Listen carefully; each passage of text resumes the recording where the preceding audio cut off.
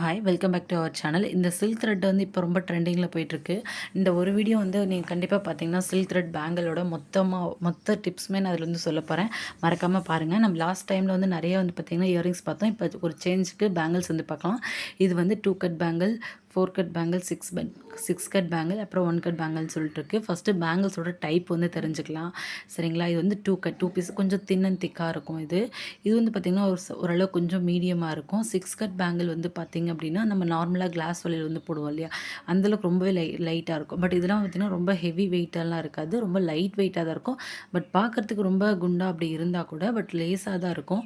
நான் இந்த பேங்கிள்ஸை வந்து வச்சது பார்த்திங்கன்னா 2 கட்டு அதுக்கப்புறம் 6 கட் பேங்கிள்ஸை வந்து வச்சு தான் நான் இது ஃபுல்லாகவே வந்து செஞ்சுருக்கேன். இந்த ஒரு செட் பேங்கிள் ஃபுல்லாக இது வந்து மல்டி கலர்ஸில் வந்து செஞ்சுருக்கேன். இந்த ஒரு வீடியோ பார்த்திங்கனாவே உங்களுக்கு மேக்ஸிமம் எல்லாமே வந்து புரிஞ்சிடும். ஃபஸ்ட்டு பேங்கிள்ஸோட சைஸ் வந்து வாங்கணும். நீங்கள் எங்கே பார்த்தீங்கனாலும் இப்போ என்னோடது வந்து 2.6 இதில் வந்து பாருங்கள், நம்ம லாஸ்ட்லேருந்து இந்த லாஸ்ட் வரையும் எடுத்தோம். அந்த பேங்கிள்ஸோட மொத்த அளவுமே பேர் 2.8 வருது. எனக்கு அப்போ வந்து கரெக்டாக இருந்தது. ஒரு நம்ம உள்ளே இருக்க அளவு வந்து மட்டும் எடுத்திங்கன்னா 2.5 தான் வருது எனக்கு. இப்போ எனக்கு நான் 2.4 வந்து வாங்கினேன்னா எனக்கு பத்தாது.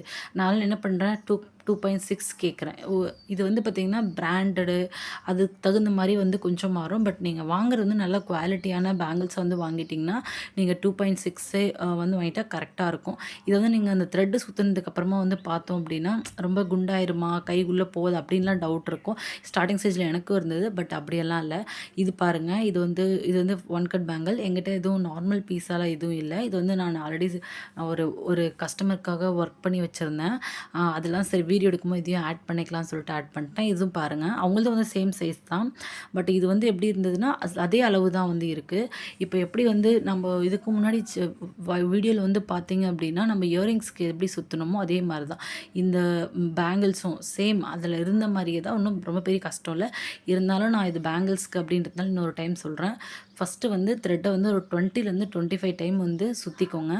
அதுக்கப்புறமா அந்த கார்னர்லேயும் வந்து லேசாக க்ளூ போட்டு வச்சிட்டிங்கன்னா உங்களுக்கு அந்த உள்ளே வெட்டி சுற்றி எடுக்கும்போது ஈஸியாக இருக்கும்.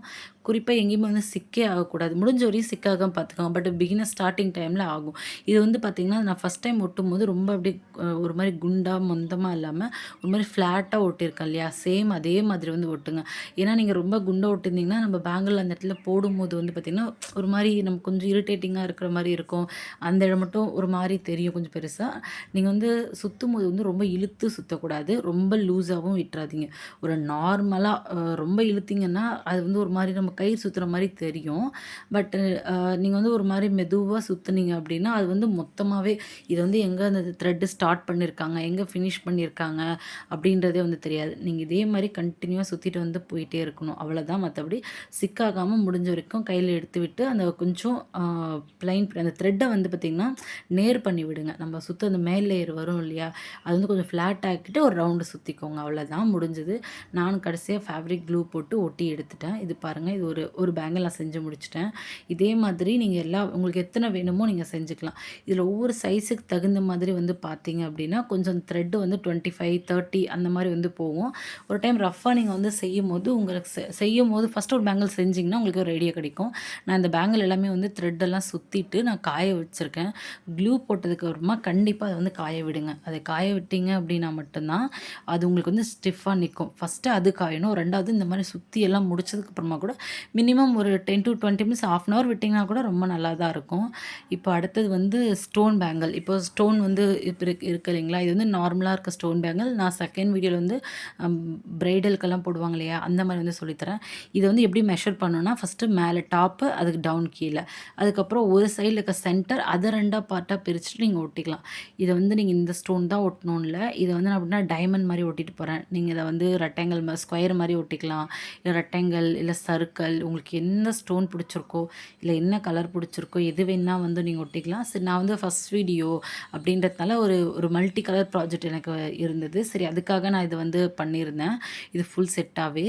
இது பாருங்கள், உங்களுக்கு சைஸ் தகுந்த மாதிரி அந்த நூல் வந்து 20, 25, 30ன்றது கொஞ்சம் முன்ன பின்ன மாறுமே தவிர எல்லாருக்கும் ஒரே அளவாக வந்து இருக்காது. அதுக்கப்புறம் பார்த்திங்கன்னா நீங்கள் ஃபஸ்ட் கட்டு அந்த 1 கட் பேங்கிள் இருந்த ஃபஸ்ட்டு காமிச்சோம் பார்த்திங்களா, அந்த பேங்கிளுக்கு மட்டும்தான் 2 டைம்ஸ் வந்து த்ரெட்டை வந்து கட் பண்ணி பண்ணி ரோல் பண்ணுற மாதிரி இருக்கும்.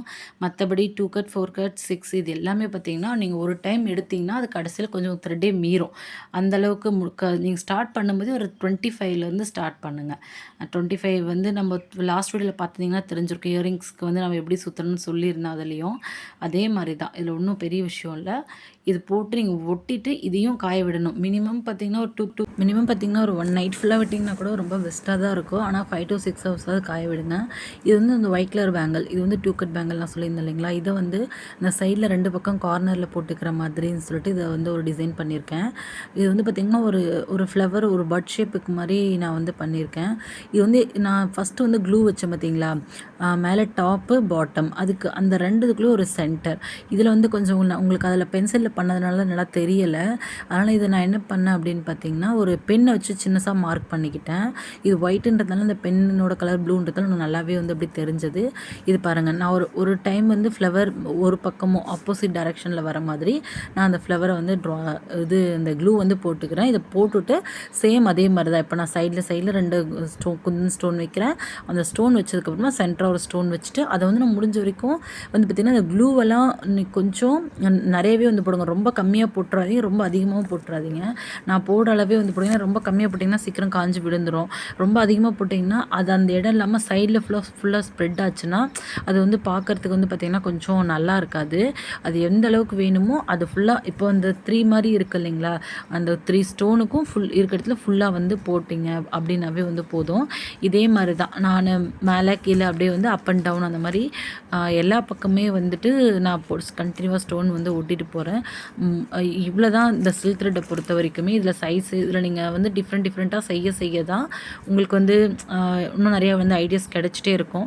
நீங்கள் நிறைய யூடியூப்பில் இல்லை வேறு இதில் கூட நீங்கள் பார்க்கலாம். இதில் இன்னும் நிறைய டிசைன்ஸ் எல்லாம் போட்டிங்கன்னா நிறைய ஆப்பில் நிறைய டிசைன்ஸ் எல்லாம் வரும். நான் சேம் இருக்கிறத வந்து இன்னும் 2 பேங்கிள்ஸுமே இதே மாதிரி தான் நான் வந்து பண்ணுறேன். இது வந்து பார்த்திங்கன்னா நான் வேறு ஒரு ஆப்லேருந்து தான் வந்து நான் இந்த டிசைன் வந்து எடுத்திருந்தேன்.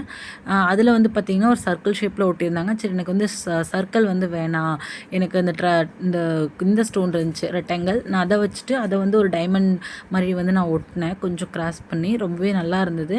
இது ஓவரால் வந்து பார்த்திங்கன்னா ஃபைனலாக வந்து இதோட சூப்பராக இருந்தது ரொம்பவே. நீங்களும் கண்டிப்பாக மறக்காமல் ட்ரை பண்ணுங்கள். இதில் ஏதாவது டவுட் இருந்தாலும் கண்டிப்பாக கேளுங்க. நெக்ஸ்ட்டு எந்த வீடியோ போடலாம், இல்லை இயரிங்ஸ் போடலாமா, இல்லை பேங்கிள்ஸ் போடலாமான்னு சொல்லிட்டு சொல்லுங்கள். இல்லை இந்த கார்னர் போடுற பேங்கிள்ஸ் மட்டும் அந்த மாதிரி ட்ரை பண்ணலாமா அப்படின்னு சொல்லிட்டு கண்டிப்பாக நான் வீடியோ போடுறேன். என்னோடய வீடியோ பார்க்குற எல்லாருக்குமே தேங்க்யூ ஸோ மச்.